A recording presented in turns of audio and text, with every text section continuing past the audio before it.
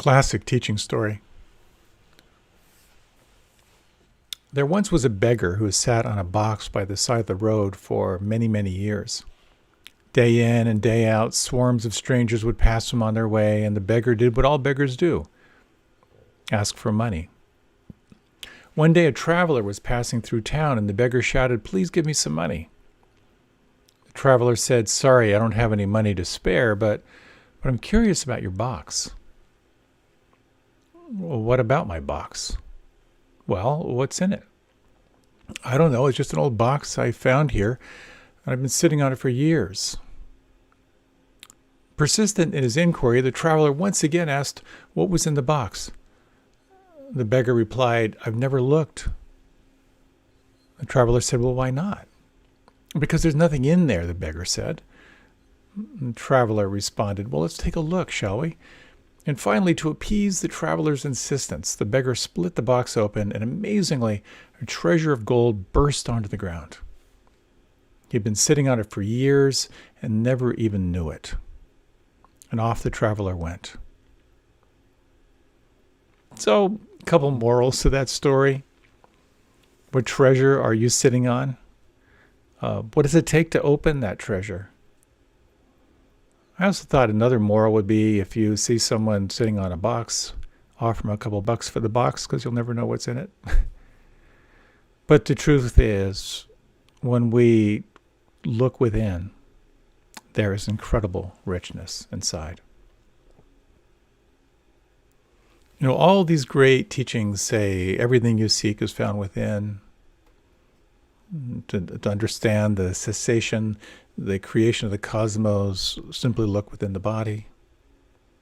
There's tremendous joy that you can unleash by focusing within, but there's also tremendous truth to encounter. Sometimes very, very difficult. You may have heard about the time when Kermit the Frog was getting x-rayed. The physician is looking at the x-ray and he sees a human hand inside. He says to Kermit, "What I'm about to tell you is going to change your life. Are you really sure you want to know?"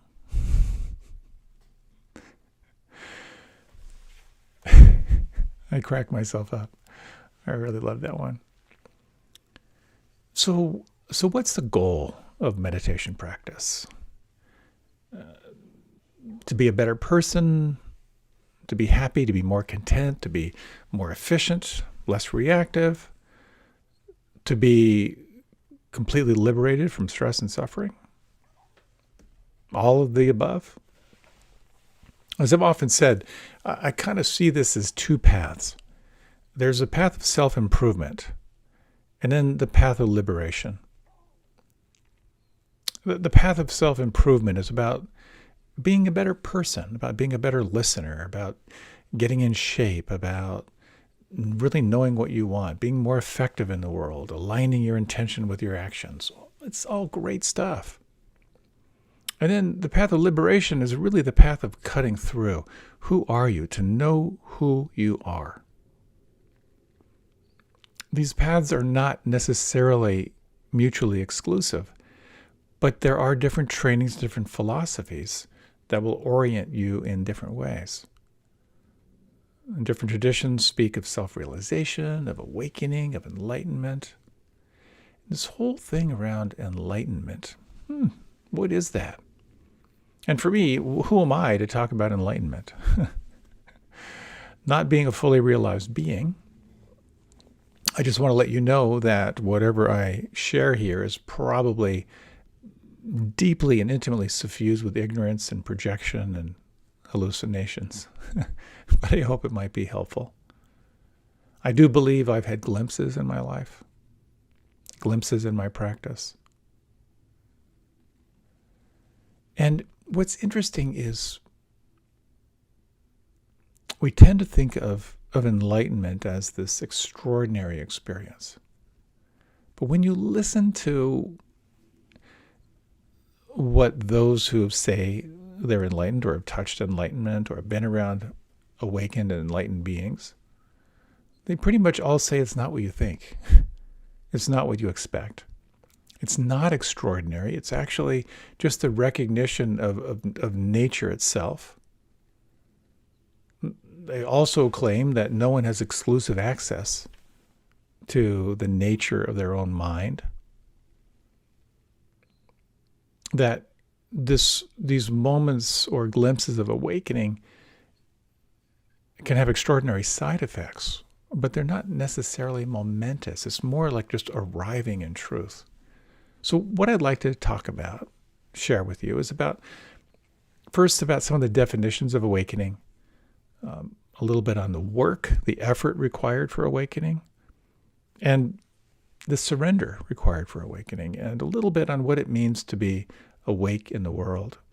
And again, keep in mind, all this is hallucination and projection on my part. But if you look at enlightenment stories from around the world, it's fascinating stuff. One of the most powerful books that I ever read was a book called Mysticism by Evelyn Underhill. And it was a study of mystics throughout the ages from different cultures. And what became pretty clear, at least to me, was the transcendent experience, like into the mystical experience, is absolutely the same for everyone, no matter what century they lived in, no matter what their culture was. But the return was expressed through the language of their day. It was expressed through their religion. It was expressed through their sexuality. And that I found really, really helpful. When we transcend duality, we have a common experience. But when we come from the one back to the two, that's when all the different expressions come into play. There's a beautiful example from Thich Nhat Hanh. It said, when you go into a beautiful garden, the life force is moving through all these plants, but the expressions are infinite. There's that phrase I love, that there's oneness, there's just pure presence. And then it moves from 1 to 2, and then from 2 to 10,000. The expression of presence, of consciousness, of whatever you want to call it, becomes kind of overwhelming, can be overwhelming. So we know the story of the Buddha. You may know the story of the Buddha. Just to encapsulate it quickly, a life of privilege, life of feeling protected, and then the spark to know truth. And the spark for truth was his experience of the heavenly messengers, recognizing that everyone becomes sick, everyone becomes old, everyone dies. And then coming across a sannyasi, coming across a renunciate, someone who had dedicated himself to awakening, who had a quality of joy that intrigued him. That started him off, and his path started as a very, very willful path about overcoming and taming the body, taming the passions, and denying the body, the asceticism, and then recognizing that while that was providing powerful experiences, they weren't liberating, which opened him to this idea, the path of the middle way, not too tight, not too loose, about opening to presence itself. So what did he awaken to? When we hear the enlightenment story of the Buddha, what happened? Well, he saw initially into the Four Noble Truths. The truth that when you come into a body, stress and suffering is part of the human experience. And also, secondly, that there's a cause of that stress and suffering. If you look closely at your stress, at your suffering, you will find there's some form of identification, some kind of clinging, some kind of holding on. The third noble truth, that it's possible to let go. It's possible to let go of that attachment, of that clinging, of that identification. And when you do, opening into a greater sense of presence, freedom, happiness, recognition. And the fourth, that there's a path to awakening. There are practices, there are observations, there are teachings that can support you along the way. He saw pretty clearly into the nature of karma, that what you do, what you say, what you think does matter. He saw into the nature of what's called dependent co-arising, how phenomena come into being, the 12 links that set up the chain of existence. He saw into the nature of reality itself, which he described as 3 factors. The first, impermanence. That anything born out of causes and conditions is subject to change. The second, of stress or suffering, anything that you attach to the degree you attach or bind yourself, to that degree you will experience stress and suffering. And third is a profound insight into the nature of the self, the recognition of the conditioned self, of who you are as a culture, as a product of your culture, your upbringing, all of that. But also seeing into the nature of the unconditioned self, that transcendent self. And ultimately, what that points to is the concept of no self. So, how do we awaken? Well, I think this is a good point. Awakening arises from qualities you can cultivate and be proud of. Awakening arises from kindness, from sensitivity, from equanimity, from non-judging awareness, from conviction, from determination, from wise discrimination, wise discernment. These are all noble qualities to cultivate, and these set the stage. They're the fertile ground for awakening. And very different from what some cultures tell us, relying on aggressiveness, on self-aggrandizement, on dishonesty. So part of this practice of awakening is about cultivating the conditions that can allow awakening to occur. And that can create this sense of freedom. So again, freedom from what? What does it mean to be free? A short reflection. If you like, you can close your eyes.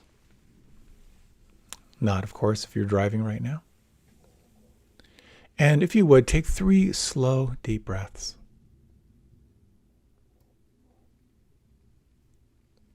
And imagine, if you would, who you are free from greed and wanting.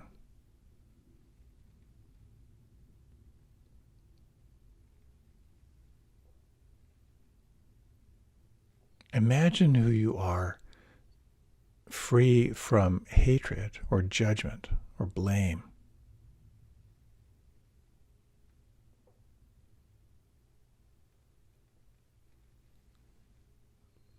Imagine who you are, if just for a moment, free from any sense of confusion.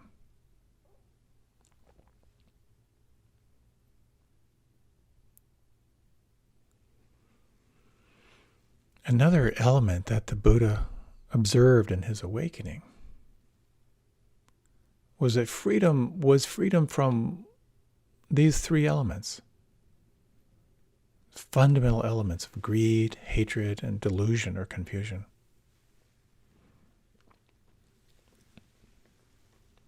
If you like, you can deepen your breath. If you like, you can open your eyes. There's something so clean and so helpful that when you recognize that any time there is any element of greed, of wanting, of attachment, of fantasy, of planning, you are not free. Any moment that you are touched by that mental coloring of hatred, aversion, anger, judgment, ill will, you're not free. Anytime you're lost in delusion, believing things that are true when they're not, believing things that aren't true when they are, you're not free. This teaching of what sometimes, it's too strong a word, but it's culturally used as the three poisons of the mind: greed, hatred, and delusion. They reveal what's between you and feeling free. So what are then the characteristics of someone who's awake? And you might like to, this is a kind of a long list that I came up with. And you might like to close your eyes or just as I read these, kind of imagine these qualities, imagine these little software elements installed in your operating system. Characteristics of an awakened being. Attention on the present moment.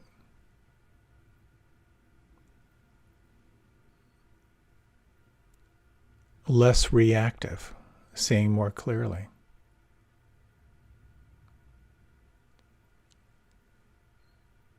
A sense of being home, regardless of where you are. An enhanced appreciation of the good, seeing the good in things.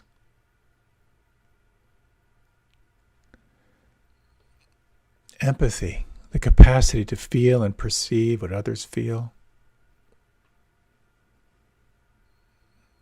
A non-judging mind. An increased sense of joy, and not only joy for yourself, but your capacity to feel joy for others. No fear of death. Indifference toward fame. Quality relationships without clinging. A perception that every moment is now. And even though psychic abilities may arise, a disinterest in them. A disinterest in clinging to a spiritual path. And with that, a deep contentment with the ordinary. An ability to adapt and experience different viewpoints. And finally, not considering yourself special.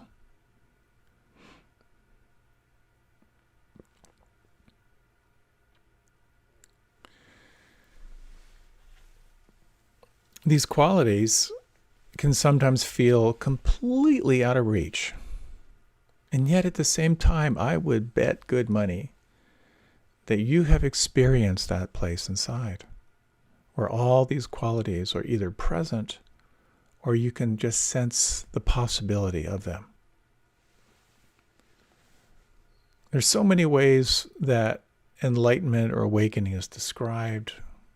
Traditionally, it's described as what it's not. It's not greed, it's not fear, it's not hatred, it's not delusion. But here's an interesting quote I'd like to read.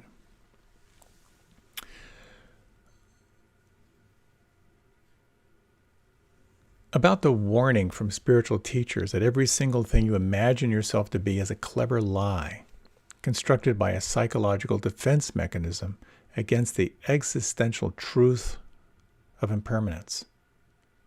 In other words, you are not who you think you are. That's pretty funny, isn't it? However, laughing about it, not taking yourself seriously, is another wonderful coping mechanism to be able to digest such seemingly harsh truths. As Longchenpa says, you may as well burst out laughing. Or as a modern Zen master, Adyashanti, explains, we realize, often quite suddenly, that our sense of self, which has been formed and constructed out of our ideas, beliefs, and images, is not really who we are. It doesn't define us. It has no center.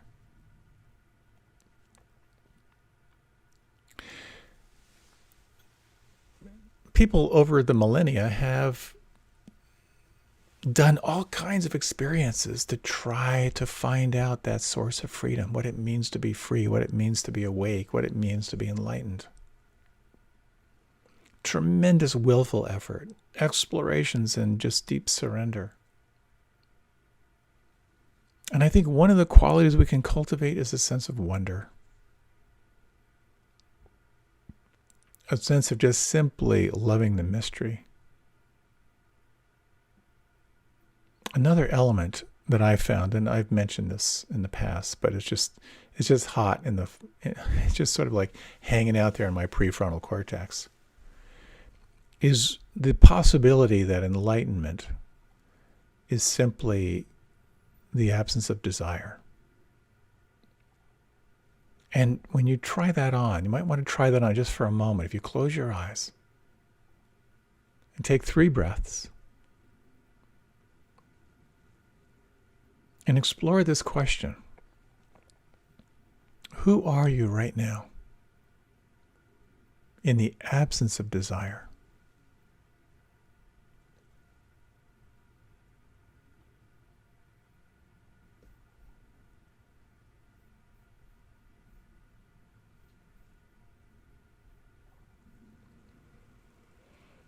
And if you like, you can open your eyes, only if you desire to. I like that inquiry for myself because it has a way of giving me a glimpse, just a moment of nothing. There's nothing to want. There's nothing outside of this moment. There's nothing to add. There's nothing to take away. A glimpse. So how do we cultivate these glimpses? The classic sort of cliche is that enlightenment is an accident and meditation makes you accident prone. Well, some of the approaches. Here's one approach. And this approach really comes from this place of strive, be diligent. Put in your time, put your effort into your practice.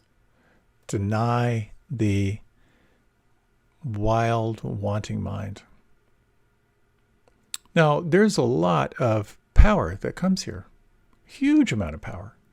I just finished a week-long retreat, and as I've said maybe ad nauseum, one of the most powerful things about being on a retreat, it's not what I do during that retreat, it's what I don't do. I don't spend my time online. I don't get sucked into everything that happens online. That frees up all this time, all this sort of psychic energy. So I gave myself fully to this path. Again, many, many years ago, but it was a path of really the path of renunciation. I renounced my name. I took on a new name. I took on a poverty vow. I was celibate for 6.5 years. Actually, I was six years, 6 months, 4 days, and 3. No, it was about 6.5 years. I only read original scripture for, 12, 13 years, my beloved New Yorkers. I worked 6.5 days a week, and I spent hours and hours and hours of practice. And I got so much out of those practices, so much. So the lights turned on inside, and I kind of thought that it would only be a matter of time before all the lights would fully turn on. I had massive shifts, massive insights, rushes of intense happiness. With that as well, an awareness of deeper kind of undigested wounds and undigested feelings and so forth. A lot of that practice of renunciation, of stepping back from the world, not engaging in the world, was about developing what we call witness consciousness, the capacity to observe without judgment. There's greater freedom for me, and the simplicity of my life brought up so much richness. And I really understand why people live in caves. At the end of my first month-long Vipassana retreat, when I started to experience the jhanas, like the deeper states where this upwelling of joy just from sitting, I would give anything to keep that going. I understand why saints are silent. There's this whole thing about how everyone on their way to enlightenment at some point practices silence. And I realized that it's not a discipline. Breaking silence is almost unbearable.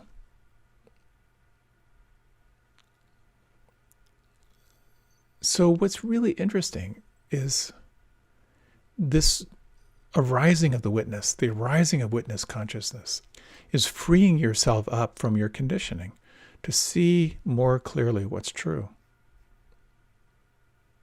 And as I said, for many, many years, my practice was about cultivating that sense of the witness, being more aware of the stream of sensation, the stream of thought, the stream of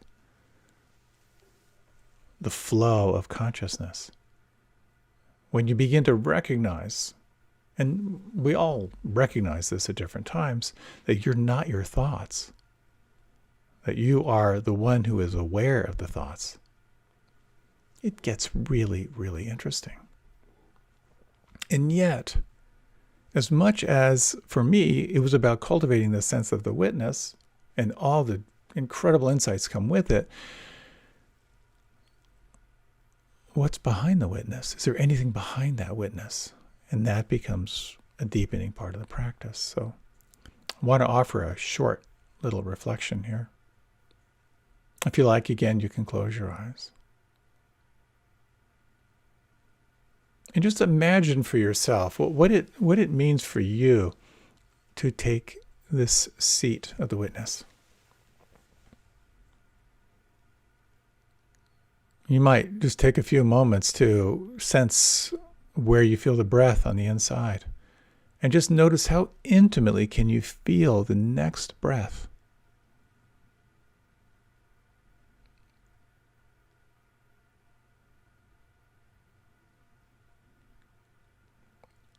Notice the sounds that are happening right now, 360 degrees.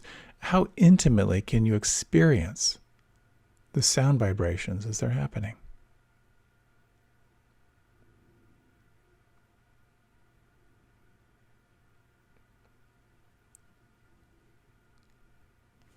Now, can you locate the witness? Is it possible to sense the location of this observer? For many people, they might sense it in the head, behind the eyes, sometimes other places in the body. And take a moment just to sense its location. And then ask yourself this question.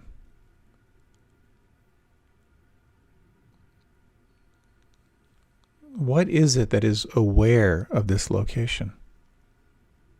And you might invite that location to soften or dispel.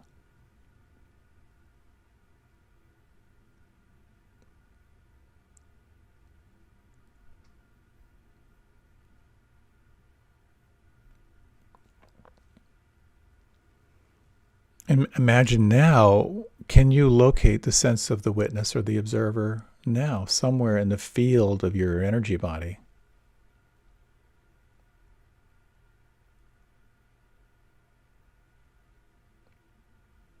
And what is it that is aware of this location? And invite that to soften or dispel.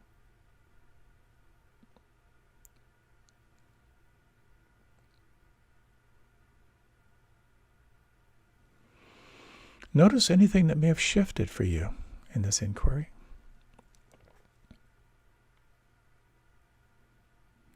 And as you're ready, you might deepen the breath. If you like, you can let your eyes open, or feel free to remain with them closed. one element of practice is noticing what's happening as it's happening. Are you aware of the sensations right now? Are you aware of the thoughts? Are you aware of awareness? And what's interesting is when you turn your attention toward what it means to be aware of awareness, it's not a focus. It's more of an allowing.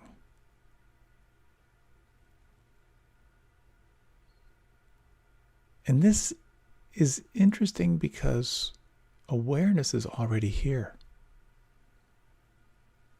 The body is not aware. Awareness is aware of the body. So willful training, willful practice helps you to kind of snap out of the trance of thinking, period.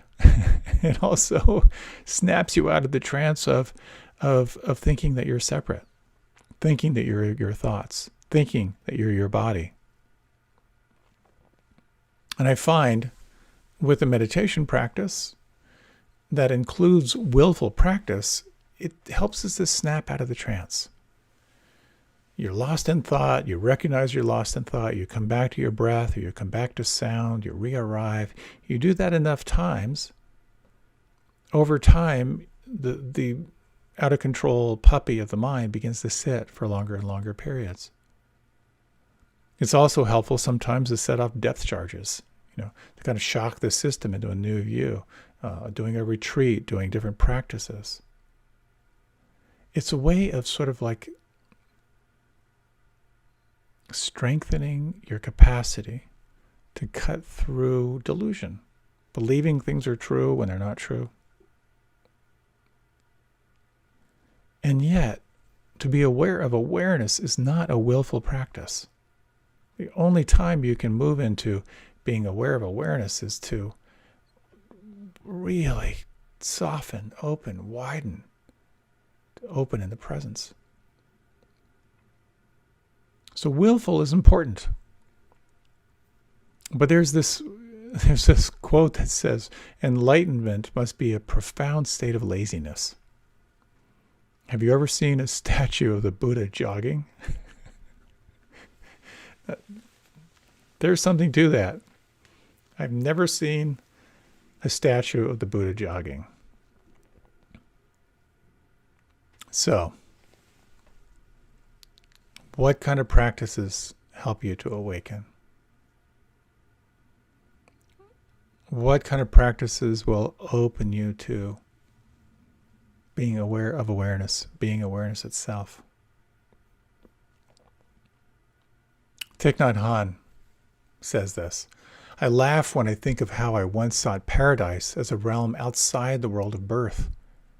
It is right in the world of birth and death that the miraculous truth is revealed. But this is not the laughter of someone who suddenly acquires great fortune. Neither is it the laughter of one who has won a victory. It is rather the laughter of one who, after having painfully searched for something for a long time, finds it one morning in the pocket of her coat. We strive and we push, we begin again, and eventually we kind of give up. And it's a cosmic giving up. It's not necessarily a throwing in the towel out of revulsion, although I have done that many, many times. And it's actually really beautifully summed up in a story that comes from the yoga tradition that I was part of for many, many years, a story about Swami Kripalanandaji. And the story goes like this. He had very, very, very profound awakenings. Many would say kind of a Kundalini awakenings, where he would just feel so much energy flowing through him that for some people, when they have these profound awakenings, they walk and they walk and they walk. And part of it is that when you kind of release this energy, this is the concept, just a concept. When this universal energy at the base of the spine opens, you're flooded with so much energy that people will just spontaneously walk because you're balancing out the hemispheres of the brain. You're balancing out your system, and you're clearing out all the blocks to that energy. Well, he gave himself deeply to willful practice. He meditated for 10 hours a day for his whole life. Was in silence, I believe, for 19 years, completely focused. So he was once staying in a village in India. I believe it was near the Narada River. And people would kind of keep an eye on him because he'd have so much energy and so much light coming through them. He would just get up and he would walk. And in the middle of a meditation, the Narada River at that time was in flood stage. He got up and he walked right out into the river during the monsoon. And something in him, in the middle of the river, realized that he was about to drown. So he started struggling, trying really hard to keep his head above water. And he heard his teacher's voice say, "Let go." And he struggled harder, and he heard his teacher's voice say, "Let go, let go." And at some point, he let go, and he floated on his back, and he went into, according to his story, he went into a profound state of bliss. And he floated miles and miles down the river in a state of profound samadhi, insight, awakening. That story is so profound because eventually we have to give up. We know this. You have to give up your body. Everyone you know and love is going to vanish at some point. We know we have to let go. Doing that in our practice becomes a very profound doorway to this sense of awakening or enlightenment. And non-doing is, for many people, a terrifying practice. We're all about doing, and so much of my life has been about doing better. I'm one of those life hack people. And there are times I've kind of explored, well, how do I let go better? I once did a retreat, and it was one of the most profound retreats ever. 3-day retreat in the ashram where I lived, and the teacher, his name was Rishi Prabhakar from India, and he started off the retreat saying, "For this retreat, I want you to do nothing." We were so hypervigilant, so scared about not getting awakened in this lifetime. We all took notes, and so I wrote that down. I was sitting up front, and he saw me and other people taking notes. He said, "No, for this retreat, I want you to do nothing." So I wrote it down and I underlined it. And then he said, "Put the pens down, put your paper down. For this retreat, I want you to do nothing." And we were in grids. We had like little squares where we would hang out for the whole retreat. And the practice was do nothing. One of the profound insights for me was when I caught myself thinking, I wonder if I'm doing nothing better than she's doing nothing. We are so drawn to being somebody special, to doing. And I have to say that retreat was one of the most profound retreats that I have done. A level of relaxation I had not touched into maybe ever, because I was pretty wired into investing into my production as a way of measuring my worth. So how do you let go? How do you do nothing? And there's no how. The teacher Rupert Spira says, how do you take a step toward yourself? You can take a step toward the wall. The only thing you can't walk toward is yourself. So part of it, and just a few minutes left, part of this is the analogy. Imagine you're playing King Lear in a play. The first step is you recognize you're playing the role. You're not King Lear, you're playing the role. The second step is you look into the nature of you to recognize that who you are is awareness. You are awareness itself.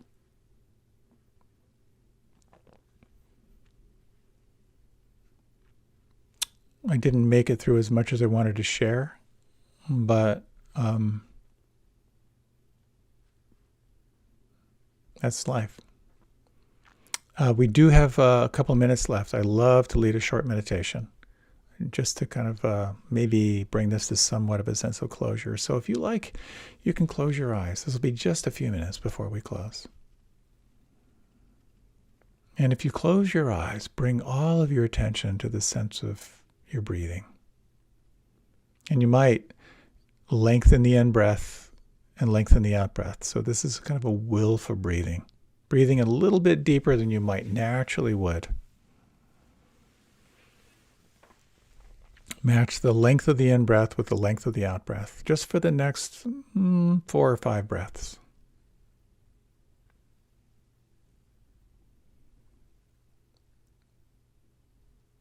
And notice, perhaps, how this willful effort is gathering your attention.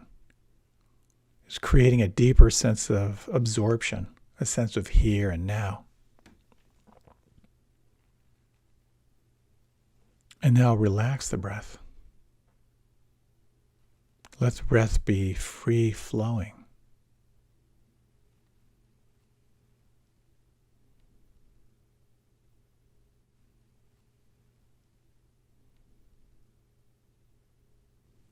And over these remaining minutes, you might just follow my prompts.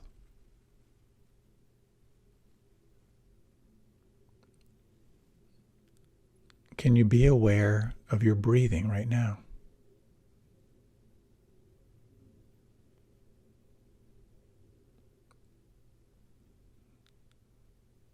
Can you be aware of the sounds right now?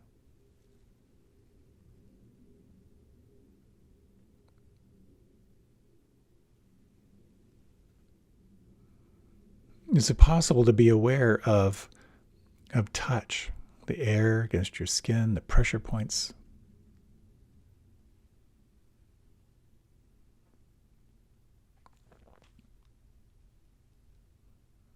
Can you be aware of taste and smell right now?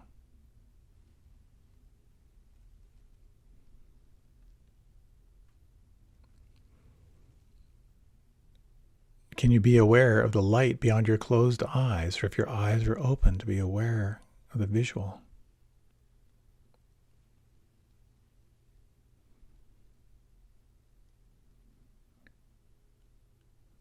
Is it possible to be aware of the process of thinking, the narrative?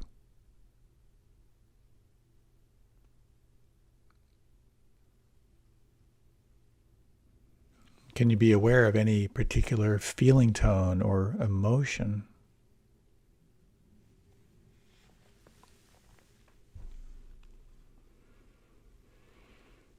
Is it possible now to feel or be aware of the witness, the observer?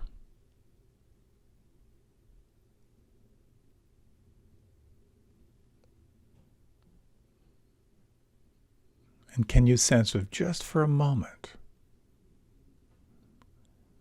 the awareness itself, to be aware of awareness?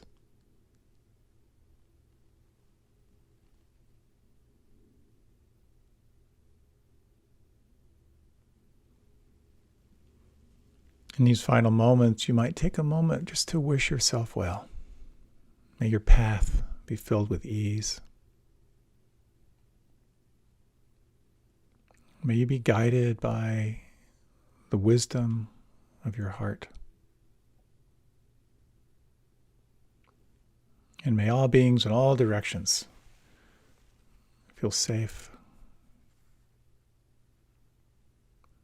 feel happy, and feel free from suffering.